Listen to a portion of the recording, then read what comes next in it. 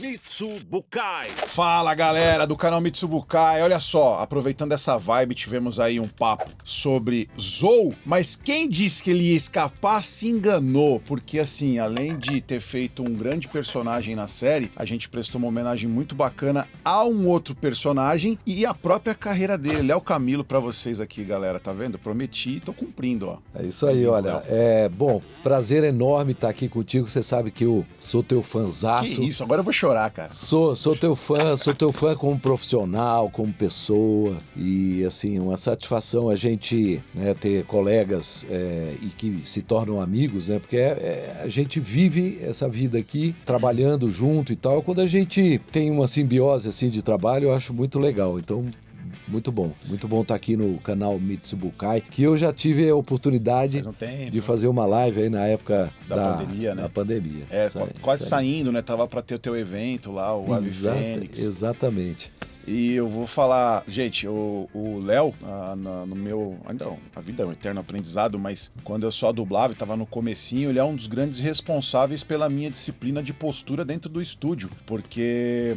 Aqui, gentilmente, é como qualquer outra pessoa, conversa, ri, mas lá a parada é muito séria. E é por isso que a gente tava falando dos trabalhos que ele dirigiu agora recentemente, de como ficaram bons. Eu acho que falta muito isso. Eu sinto muita falta disso nos lugares que eu vou, que é essa parada de controle na mão das coisas mesmo. E aí eu aprendi muito com a direção dele, sempre foi muito precisa. Ele sempre foi muito solícito também, porque uma vez ele falou pra mim, se você tem dificuldade, você tem que manifestar. Eu tô aqui pra isso. Aí eu comecei até achava que eu tava abusando dele, porque o que eu faço nessa situação? Você faz isso, isso e isso, aí ia lá, pumba, ficava bonitinho na boca e tal. Pois então devo muito a isso a você, cara. Então, eu até tava, hoje de manhã eu tava conversando um pouco sobre isso, eu acho que isso é parte de uma coisa.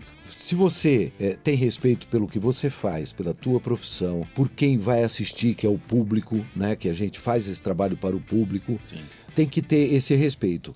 A partir daí, você tem que respeitar o colega também, né? As pessoas que vão fazer o trabalho contigo. Há pessoas que estão começando, assim como tem outros experientes. Tem experiente que não tem o menor respeito pelo que está fazendo. Triste, né?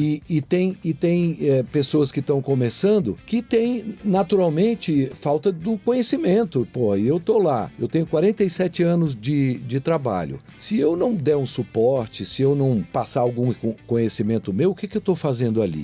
E outra, eu quero o melhor para quem está comigo e para o meu trabalho também. Sim. Porque o que eu entrego, eu sou uma pessoa que me cobro muito. Todos os meus trabalhos, tudo que eu faço dentro da dublagem, como dublador, como diretor, tem essa coisa de estar querendo sempre me superar, de trabalhar assim, sempre querendo me desafiar e tal. Está sendo lançado agora...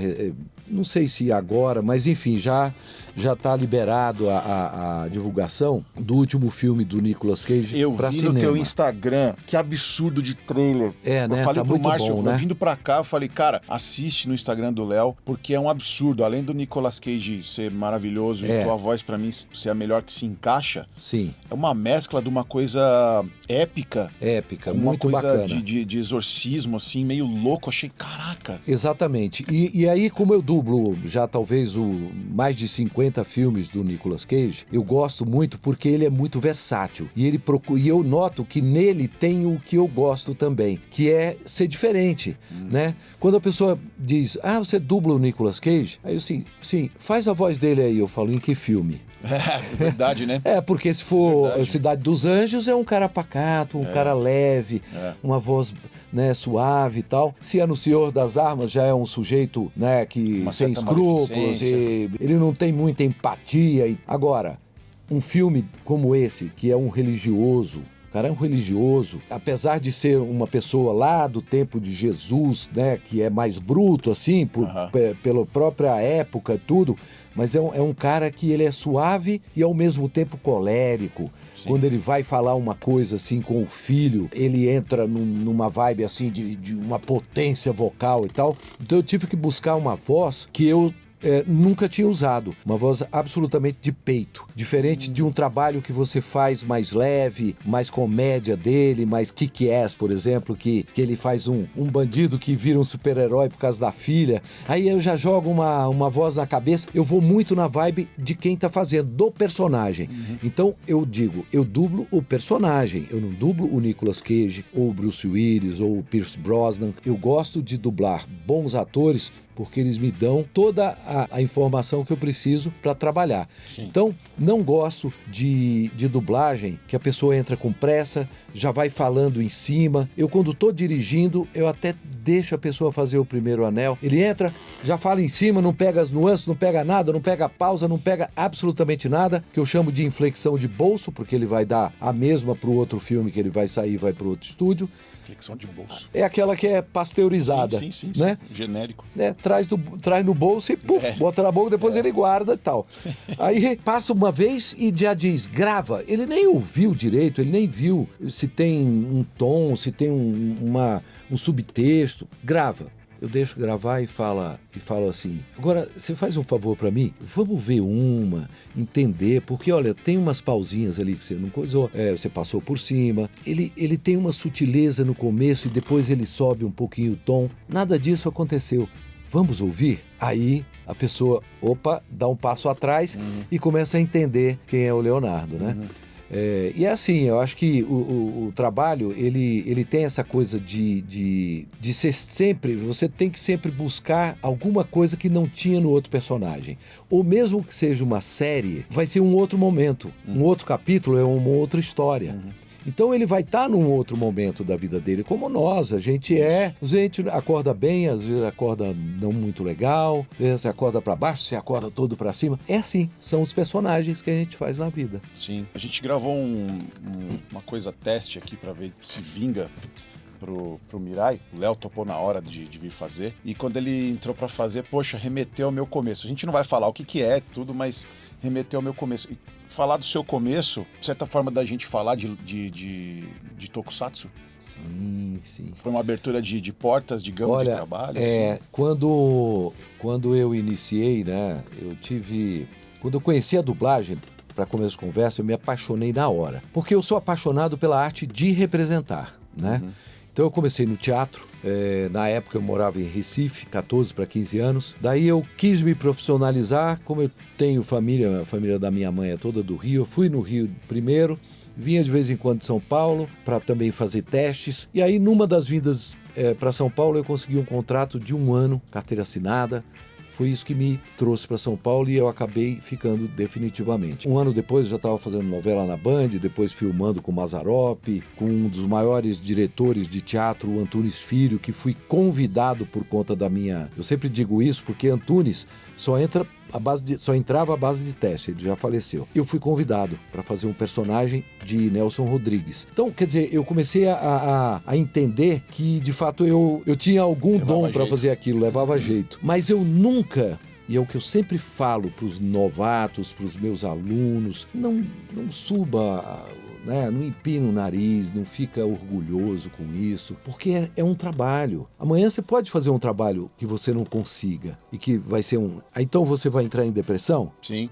Né? Sim. Então eu acho que assim, fazer o que eu tenho na minha carreira, que é uma carreira longa, de quase 50 anos só na dublagem e 50 anos de teatro e televisão e tudo, o que eu conquistei foi ao longo dos anos, né? Fazendo os trabalhos e tendo o reconhecimento dos profissionais, então os diretores. Quando eu fiz Jesus de Nazaré, do Franco Zeffirelli, eu batalhei para fazer, não era para eu fazer. Eu estava chegando na Dubla Vídeo para fazer uma dublagem. Aí eu vi que estavam fazendo o teste. Aí eu fui lá no diretor artístico e falei, cara, eu queria fazer o teste, eu adoro esse filme e tal. Assisti muitas vezes. É de 78 o filme, né? De 78. Eu era cinéfilo na época. Sim. Em 78 eu estava chegando em São Paulo. Sim. E eu vivia em cinema, assim. E eu achei, assim, uma das obras mais completas e mais bem feitas sobre a vida de Jesus. É mesmo. E eu queria muito fazer. Aí cheguei, ele disse...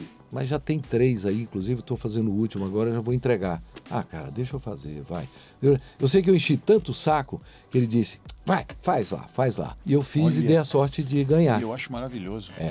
E aí foi um trabalho que eu me emocionei muito. Era no tempo da dublagem analógica. Sim. Não tinha, né, o recurso técnico que tem hoje, né? De você ajustar a fala, comprimir, esticar, jogar para esquerda e direita, ou você dublava ou dublava. Então, às vezes você repetia 10, 15 vezes a mesma cena, porque não tinha ficado, uma coisa não ficou legal. E eu pedi pro dono do estúdio, eu tinha X horas, vamos supor, eu tinha 20 horas para dublar aquele filme, que era um filme longo, né, de 4 horas e meia, 5 horas. Isso. Então eu tinha muitas horas. Eu falei, olha, se eu estourar, não precisa me pagar o que estourar, porque eu sei que eu vou me emocionar, eu quero fazer o melhor, como sempre. Então, no analógico é muito mais difícil, né? Você obter a coisa ali muito mais rápido do que hoje a gente faz. E com isso eu estourei o tempo e tudo, porque eu me emocionava numa cena, eu tinha que chorar, porque eu sou um ator de Stanislavskiano. Eu trabalho com emoção, eu vivo a emoção, eu só acredito naquilo que eu estou fazendo. Se eu vou fazer uma cena de choro, eu choro. Eu não tenho como fazer tecnicamente, eu não sei fazer. Entende? A minha técnica é buscar a emoção, pensando numa coisa que me emociona muito da minha vida, né? Aí eu trago para aquela cena, às vezes não tem nada a ver com a cena, mas eu busco, puxo e aí eu trago a emoção. Amor, vou pensar nos meus filhos, né? Na minha esposa, para eu dizer eu te amo, eu tenho que estar dizendo de verdade. Não pode ser uma coisa fria e calculista, né? Técnica, né? Então, com isso, eu fiz um trabalho que abriram todas as portas e aí eu comecei, de fato, a fazer. Foi aí que eu fui levado para Alamo para fazer grandes trabalhos, grandes séries, e entrou o Tokusatsu e tudo. Depois desse filme, muita coisa aconteceu mesmo, assim. Caramba, foi abençoado. Aí grandes atores, né? Aí começou a pintar grandes atores aí, que eu faço há muitos anos, como o Jeff Goldblum também, que vem desde Jurassic Park. Gosto muito do seu Kevin Costner também. Kevin Costner. Pierce Brosnan, o Bruce Willis, que eu gostava muito de fazer, infelizmente ele não está mais filmando. Eu adoro dublar o Ricardo Darín, que é um grande ator argentino, que quem conhece sabe que ele é um dos maiores atores do mundo. E eu tive a satisfação, eu dublei o 1985, que é um filme sobre a ditadura argentina, e ele faz um advogado que ele consegue um intento assim muito. E o filme é incrível, né? O filme é maravilhoso. Legal. E ele tem uma interpretação assim fantástica. Aí eu tava com o nosso amigo Nelson Machado, que é parceiro, assim, adoro, né, o trabalho dele, e ele gosta bastante do meu. Quando ele me dirige, ele fala: "Ei, seu Leonardo Camilo, seu Leonardo Camilo." Aí eu retribuo a ele: "Eu bem dirigido vou muito bem." Legal. Aí ele me encontrou e disse: "Cara, eu vi aquele filme em 1985, que é aquilo, hein?" Aí eu disse: "É um grande filme." Ele disse: "Não, o que é aquilo? A sua dublagem." A sua dublagem. Eu fiquei muito feliz, né? Porque vem de uma pessoa, né, que tem ele não fala de graça, ele não vai falar que ele curte o teu trabalho de graça. Jamais. Então, quando vem esse tipo de comentário de quem eu acho que não está fazendo por pura firula ali para minha pessoa, nada em troca, né? Eu acho muito legal, assim, isso me dá mais gás ainda e mais garra para continuar e para fazer cada vez melhor o meu trabalho, para respeitar aquele público que eu vou nos eventos, que eu chego lá e que as pessoas dizem que eu fiz a infância deles, ou que eu sou o máximo, ou que adoro o meu trabalho. Isso me dá uma satisfação e me energiza tanto, porque é isso que eu busco. Eu, como artista, eu não posso querer nada menos do que fazer um bom trabalho, porque eu faço para o público, eu faço para os meus fãs, eu faço, no caso da dublagem, para quem assiste filmes, desenhos, novelas, seriados. Eu tenho respeito, eu faço o melhor de mim até num reality ali de pesca. Você entendeu? Isso é inspirador para mim também. Eu acho que é isso. O Pedro, na verdade, galera, tinha falado pro Léo antes, vi que ia entrar a temporada. No caso, o Pedro não foi teste presencial, mas sempre pedem para mandar sample de voz, né, no mínimo. E eu tinha falado pros caras, eu quero muito que seja ele, porque ele vem dos anos do Tokusatsu, e eu queria muito homenagear um guerreiro felino que ele fez e que no Brasil fez sucesso, que é o Lion Man. E a gente dedicou alguns pontos do Pedro, que vocês vão ver, vai lançar aí ainda, com punts de Lion Man. Ficou bem legal, bem bacana mesmo. Pra mim é uma honra ter participado contigo dessa homenagem à tua carreira. Sim. Mas é impossível falar da sua carreira na dublagem, hoje já ultrapassou gerações, sem mencionar um pouco do Ikki. Sim. O Ikki, eu tenho uma coisa muito dentro do meu coração, porque a minha avó assistia comigo Cavaleiros do Zodíaco, e ela amava o Ikki de Fênix. Que máximo. Era demais, demais. Ela se emocionava, ela levantava do sofá, ela tinha probleminha na coluna, mas ela levantava pra ver o Ikki, porque ele vinha no meio do fogaréu, assim, né? Aquela silhueta. Ela, ai, é o Fênix, é o Fênix. Ela se encolhendo assim com a mãozinha, cara. Tem uma coisa muito legal. E ele é o cara, por exemplo, que eu identifico muito dentro das coisas que eu faço hoje, Léo, porque ele tem a fala firme, ele é o badass que resolve.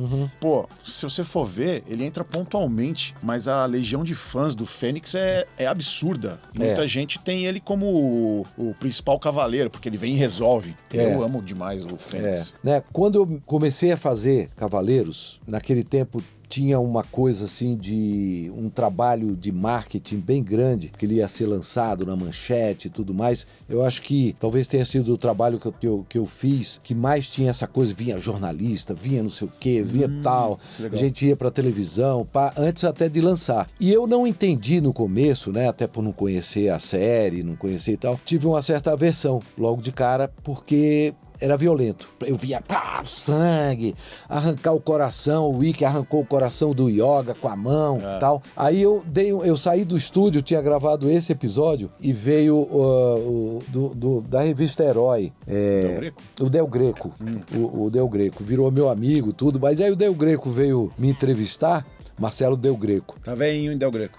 Aí, já estamos falando de mais de 30 anos. Ô, Marcelo, grande Marcelo. Teve lá no nosso evento, a Fênix Geek Show. Eu quero sempre ele por perto, porque, pô, ele tem... Marcelo traduz o One Piece. Eu sei, ele sabe tudo, né, dos animes, tudo. Ele que retraduziu Cavaleiros pra Alamo, porque a gente fez uma versão totalmente errada, porque ela já veio, acho que de uma dublagem mexicana. E também voltada pra vender bonecos, né? Você tinha que trocar e era tudo errado. Os golpes estavam errados, as informações estavam erradas. Sim. Era bem essa coisa comercial para vender boneco. E aí foi feita uma nova e tal, e ele que assessorou tudo e traduziu grande parte e tal. Então é isso. Aí Marcelo me entrevistando, tá lá numa Herói, tenho guardado até hoje. E aí eu falei que eu não deixaria o meu filho assistir. Acho que não, porque eu achava muito violento e tal. Meu filho acho que tinha uns 11 anos. E aí quando chega em casa, para minha surpresa, ele, papai, eu trouxe meu amigo aqui que eu falei pra ele que você é o Ikki de Fênix. Aí eu falei, isso um tempinho depois que foi lançado, né? Você é o Ikki de Fênix. Aí faz aí a voz dele. Aí eu fiz, Ave Fênix! Aí o garoto olhou assim e falou, você imita direitinho, mas não é ele, não. Nessa primeira...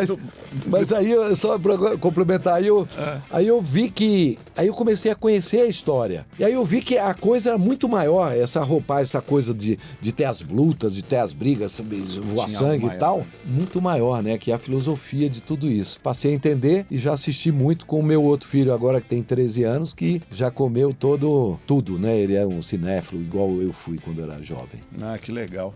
E tem uma pérola, eu tenho essa dublagem digitalizada em DVD, tem uma pérola muito legal lá, que o Léo fez o Milo de Escorpião nessa fase dos Cavaleiros de Ouro. E eu só reparei nisso quando vieram as informações de 2003, que foi redublado Cavaleiros do Zodíaco, e aí o Márcio Araújo passou a fazer. Isso. Ele fez uma voz bem suave, assim, coube pro personagem. Porque como eu tinha aquele vozeirão no Ikki, eu fiz uma coisa assim, então ele fala...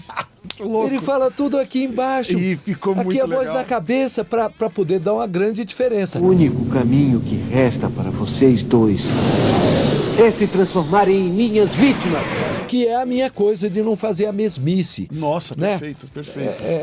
Fazer uma voz igual ou de herói, digamos assim, não era, ia ficar muito igual também, ia acabar com o meu Ikki, né? E aí eu fiz uma vozinha na cabeça e tudo mais. Então todo mundo lembra disso quando eu vou aos eventos. Tem uma coisa que é interessante. Eu fiz, acho que no máximo 10 pícolos. 10 pícolos, 10 episódios fazendo o pícolo de Dragon Ball. Verdade. O garotinho chamado Gohan poderá ter um grande poder se for treinado adequadamente. Eu adoeci na época e meu irmão, amigo, Luiz Antônio Lobui, pegou fez até hoje, faz, né, se tiver ainda. Sim. Um dia, quando eu voltei, ele, querido como ele veio me entregar o papel. Eu disse, não, cara, você já fez muito mais do que eu, muito mais episódios do que eu, continua fazendo e tal. E aí eu fiz só esses 10 episódios. Até hoje, eu vou a eventos e as pessoas falam, o Piccolo e tal, Piccolo, faz a voz do Piccolo e tal. Sim. E eu fiz só 10 episódios. Piccolo. E com o Lion Man, foi interessante. Eu tava fazendo uma série,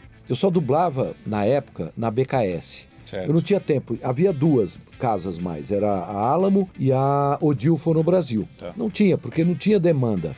E aí a Odil fechou, ficou só a Alamo e a Dubla Vídeo. Mas como eu fazia teatro, fazia televisão, o tempo que eu tinha livre, eu fazia só na Dubla Vídeo. E não me interessava nem ir em outros lugares. Eu ganhei uma série, num teste, chamado Lobisomem Americano em Londres. Era um garotão, tal, o principal, e eu fazia. Veio a Nair Silva e o líbero Miguel, marido e mulher, que eram os coordenadores na Alamo. E eles vieram fazer uma participação na minha série. Na época que a gente dublava junto. Eu, você e mais um. Era a Nair, o líbero e eu, na mesma instante. Eles gostaram do meu trabalho, me levaram para a Alamo e um dos primeiros trabalhos foi esse. O que aconteceu? Eu fazia participações nos outros tokusatsus, né? No Changeman, Jiraiya, aqueles todos. E tinha o Lion Man, que quem havia feito, acho que, se não me engano, 9 episódios, foi o Nelson Machado. 3 a 5, acho. Uns 3 ou 5, né? E ele fez um contrato com a Manchete para fazer um humorístico que ele tinha que gravar lá. Era o Cabaré do Barata, que era com a Gildo Ribeiro. E ele tinha que gravar. E aí ele ficava uma semana gravando no Rio e uma semana em São Paulo. Isso inviabilizou, porque o trabalho era gravado semanalmente, direto, e tinha que gravar para mixar e mandar para o cliente. Consequentemente, inviabilizou o trabalho dele. Perguntaram para ele, nós vamos ter que substituir. Ele falou, infelizmente, mas eu tô com um contrato lá, não posso. E aí deram o trabalho para mim, me contaram essa história, eu liguei para o Nelson e pedi a autorização dele, claro, né? Para fazer, eu não faço trabalho de colega, é uma questão ética. Aí ele disse, não, claro, tô indo pro Rio, não vou poder fazer mesmo. A partir dali, eu fiz toda a vida, toda a série, né? O Lion Man branco também. Sim, que veio depois, inclusive é mais velho. Veio depois, é mais antigo, né? Que legal. Mas muito legal. Então, Marcou me inspirei num trabalho de um cara que eu conheci, garoto, que fazia o Pica-Pau, e ele tinha uma capacidade muito legal de fazer o Pica-Pau, ele tinha 11, 12 anos. O Garcia Júnior, que depois virou pelos poderes. O He-Man. Então, e eu me inspirei nele, no He-Man, pelos poderes de Grayskull. Aí eu mandei Formação Formação Lion Man. Pode ver que tem a mesma pegada. É verdade, Foi inspiração. Que legal. Pra gente finalizar, infelizmente tem que acabar aqui, deixa suas redes sociais, e a parada muito boa é o Léo dá aula, gente, de dublagem. Deixa o contato também do seu curso pra quem quer aprender contigo aí também. Legal. Bom, Ave Fênix Pro Arte é da minha empresa de produções artísticas, tá lá no Instagram. Tem o Léo Camilo Fãs, Camilo sempre com 2 L's, né? Léo Camilo Fãs, que é uma página de um cara, um fanzaço meu, um querido, que ele vê tudo meu e ele é o primeiro sempre a entrar no meu Insta, cada coisa que eu coloco lá, e ele criou uma página para colocar todos os meus trabalhos profissionais, tá tudo lá, e a minha rede que eu coloco de tudo, tanto dos meus eventos, como das minhas bikes, das minhas viagens, da minha família, eu misturo um pouco de tudo, é um pouco do que eu sou, e um pouco dos lançamentos de trabalho também. Léo Camilo Silva, Camilo com 2 L's. Então, é isso aí. Para contato de eventos também, todos esses links que você passou aqui, né? Isso, ou tem o celular da minha empresa, que é 11 943 50 51 50. Vai estar aqui para vocês na descrição para poder acessar aí de boa. Acessar, é isso aí. E lá nas redes também você encontra na bio esses contatos, e tem o meu site, que é www.avefenixproarte.com.br, que lá você vai ver tudo que eu faço, inclusive um carrosselzinho com os bonecos que eu dublo, né, os personagens, tanto de desenhos, animes e tudo mais, como os atores. Você clica lá na bolinha e ouve um pouquinho do que eu faço. Legal, obrigado, Léo. Eu que agradeço, Léo Camilo pra vocês. Uma honra. Um abraço pra todo mundo. Se inscreve no canal, compartilha esse vídeo aqui, ativa o sininho. Até a próxima. Valeu.